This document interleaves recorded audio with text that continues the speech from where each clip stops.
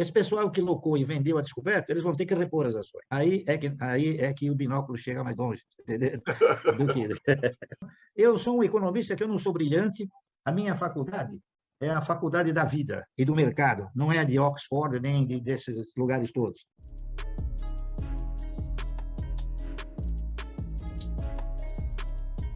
O Estado ele tem que exercer essa atividade de ator importante e de investidor na economia. Sim. Você veja que em 2008, quando tivemos o subprime, né? Quem é que investiu na economia americana?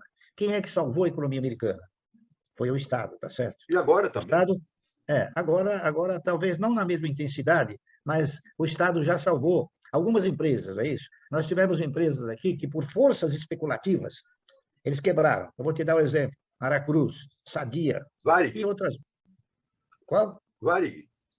Não, a Vale talvez não, mas Não, a Varig Sadia não, sim. Varig, aviação, Varig. A Varig, sim. Bom, a Varig foi um desastre, tá certo? Aconteceu com a Varig o que normalmente aconteceria com os seus aviões, né? Tá entendendo? Mas as empresas que eu me lembro também, a Veracel também, que era do grupo, como é que era o grupo lá? Votorantim, né? Todos eles quebraram, mas quebraram de uma forma definitiva. E foi o Estado que interveio, não é isso? E criou, por exemplo, na área de celulose, criou a fibra, certo? Juntou os trapos lá e criou a fibra. Na área de alimentos, criou o quê? Criou a Brasil Foods. Então, houve uma certa intervenção do Estado em 2008. Só que o Estado ele precisa investir em infraestrutura, está Exato, entendendo? exato. O Estado precisa investir em infraestrutura. Agora, nós temos alguns grupos que, graças a Deus, acordaram. Não que os grupos tenham acordado, é que os grupos eles têm a natureza de investir naquilo que é o mais produtivo. O Grupo Cosan, por exemplo, recentemente, a Cosan, o Rubens Ometo, falar especificamente ele, que é um camarada que criou um grupo extraordinário, não é isso? Eles compraram a América Latina Logística e montaram uma empresa chamada Rumo. Eu não sei por quê que o governo tem vendas tão profundas nos olhos que já não procurou modificar a nossa estrutura de Transporte. comercialização, tá certo? É. Nós tínhamos que ter hoje o quê? Uma estrutura ferroviária muito bem dimensionada. E nós continuamos tendo o quê? Uma estrutura rodoviária. Então, demora para tomar uma decisão, está entendendo? O Estado ele é vagaroso. O pessoal tem medo de tomar decisão. Eu não sei se tem medo ou não tem competência, está entendendo? Eu prefiro deixar no ar isso aí. Não, nós temos que investir em infraestrutura.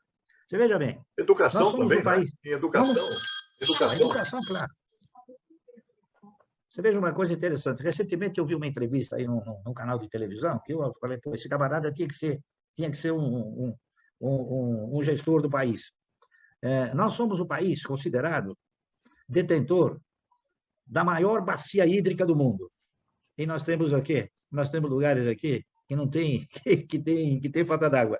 Então, há 20 anos atrás, se os governos tivessem, se o Fernando Henrique, que é tão sábio assim, tivesse feito um caninho de 3/4, veja bem, não estou falando um tubo, um caninho de 3/4 que viesse lá da Amazônia para cá, o nosso assunto estava resolvido. Mas nunca tiveram essa iniciativa, entende? Agora, parece que estão se olhando isso, porque, você veja bem, nós que éramos um país essencialmente industrial, hoje nós somos um país acidentalmente industrial. Nós somos essencialmente agrícola. E quando você fala em investir, em exportar grãos, na verdade você está exportando o quê? É água. Está entendendo? Porque sem água você não tem o grão. Entende? Então, eu acho que é ridículo. Nós temos aqui regiões como o Nordeste que geram uma evasão de pessoas muito grande porque não tem infraestrutura. O governo precisa começar a olhar para a infraestrutura, começar a modernizar a distribuição dos recursos hídricos para que o país possa ter um equilíbrio. Senão, nós vamos ter o seguinte, nós vamos ter um pêndulo sempre forte no Amazonas, onde determinados rios sobem a 30 metros acima do nível do rio, e aqui não tem água. Entendeu?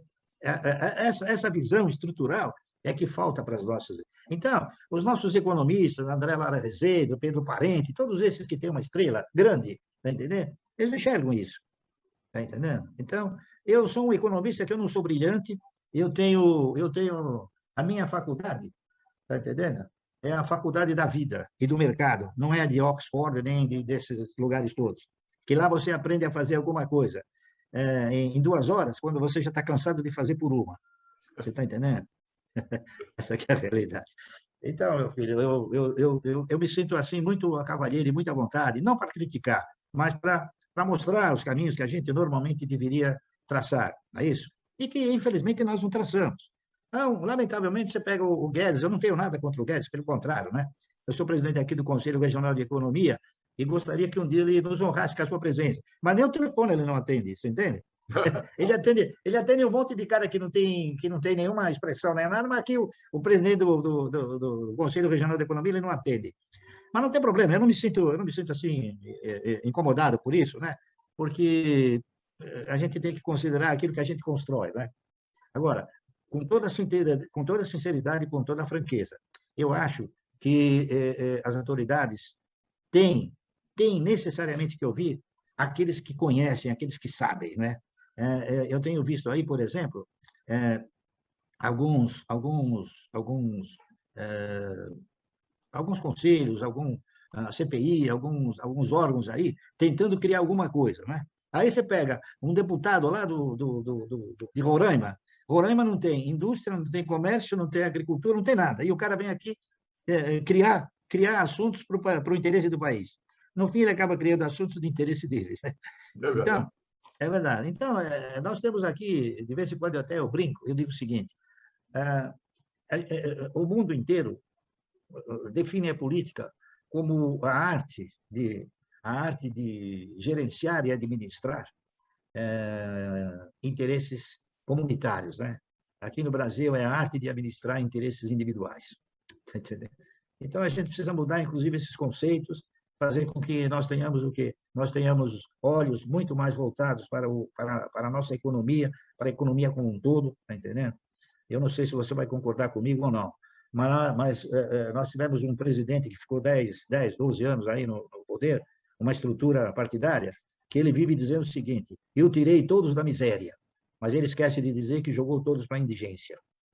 Eu me lembro que você teve uma polêmica com a questão do IRB, né? E você disse que o pessoal que estava vendido, eu tinha um binóculo que enxergava mais longe do que eles, né? Não, e realmente isso é verdade, porque o Instituto Brasileiro de Resseguros, ele é uma empresa que absorve, amortece, né, o prêmios de seguro de outras empresas, está correto? Por uma má gestão, ela chegou a R$ 40, porque os seus gestores, eles ganhavam, né? Eles ganhavam bônus e eles faziam coisas erradas. Fizeram, fizeram contabilizações que eram inadequadas e impróprias. Eles não registravam o sinistro e registravam apenas o quê? O prêmio. Isso acabou gerando uma distorção muito grande, fazendo com que a empresa tivesse lucros que não eram verdadeiros, possibilitando a eles, né, retirar bônus extraordinários. Um dia se chegou à conclusão que se viu que realmente isso estava errado, então contratou-se um cidadão, eu vou até dar o nome dele, o Antônio Castro dos Santos, que é uma pessoa competentíssima, um economista muito competente, e ele colocou a empresa novamente nos trilhos, está correto? Hoje a IRB é uma empresa ajustada, reformulada, tá certo? E que produz e gera todas as contabilizações, os processos contábeis dentro daquilo que é normal. Ocorre uma coisa, que nós tivemos agora 2019, 2020 até 2021. Nós tivemos uma sequência de sinistros muito grande. E essa sequência de sinistros, elas precisam ser o quê? Elas precisam ser provisionadas na hora do sinistro. Mesmo que você não pague o sinistro, ele tem que ser provisionado. Então, o que tem acontecido? Os sinistros, eles têm sido superior aos prêmios. Então, tem havido aí uma... Mas acontece um detalhe. Eu fiquei sabendo o seguinte, por exemplo, teve um acidente aéreo que aconteceu há 15 anos atrás, um avião da Air France que caiu no mar. Agora que eles foram pagar o sinistro. Então, você veja, ficou 15 anos ficou no caixa da empresa. Então, o IRB tem o seguinte, ele tem a mesma dinâmica operacional que a BB Seguridade, que a Caixa Seguridade, que a Porto Seguro, que a Sul América Seguro. Todas elas custam 40, 50 reais, ela custa 5, está entendendo?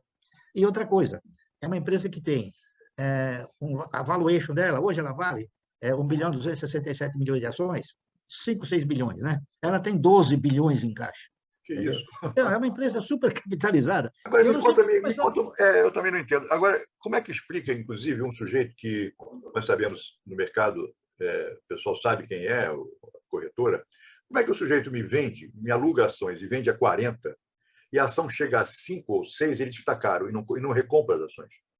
Pois é, então, acontece um detalhe. Hoje, a IRB, se a memória não me trair, ela tem 158 milhões de ações locadas para gerar essa pressão. Está entendendo? Então, o que, na minha opinião, está acontecendo é o seguinte: por exemplo, aqueles que locaram as ações foram batendo de uma forma tão significante que o pessoal foi comprando, foi comprando, foi comprando. Hoje eles não têm, assim, a facilidade de recomprar.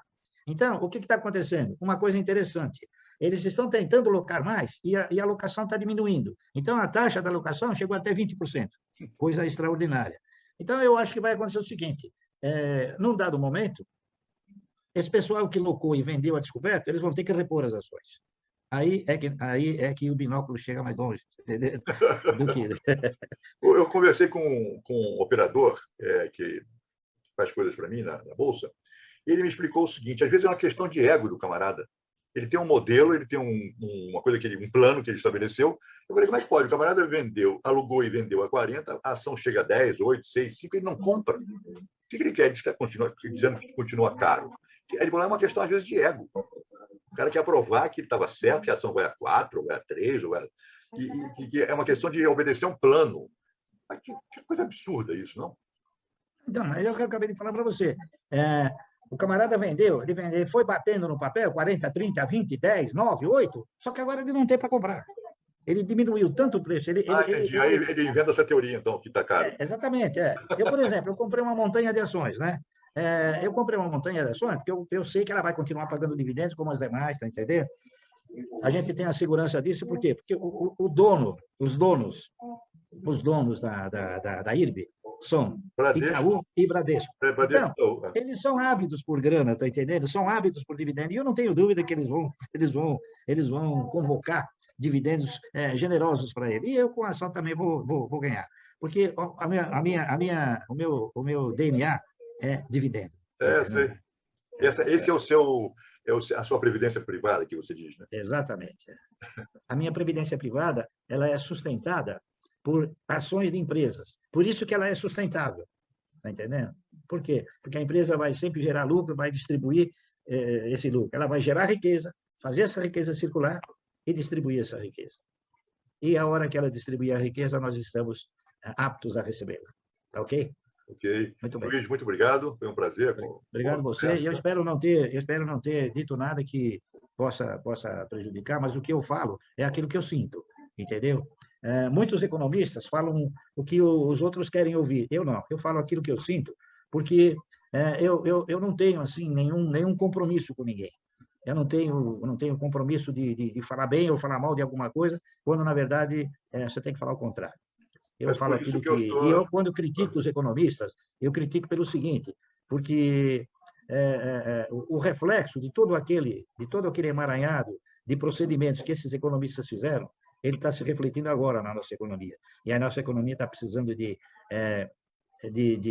procedimentos mais inteligentes para o país do que aqueles que já foram implementados. Ok? Um grande abraço e queira me bem, hein? Exatamente por sua sinceridade que estamos aqui conversando e foi muito bom. Obrigado. Tá, um grande abraço, hein? E muito prazer em participar com você nessa palestra, tá? Nesse bate-papo. Prazer foi meu, Luiz. Obrigado. Tudo de bom, hein?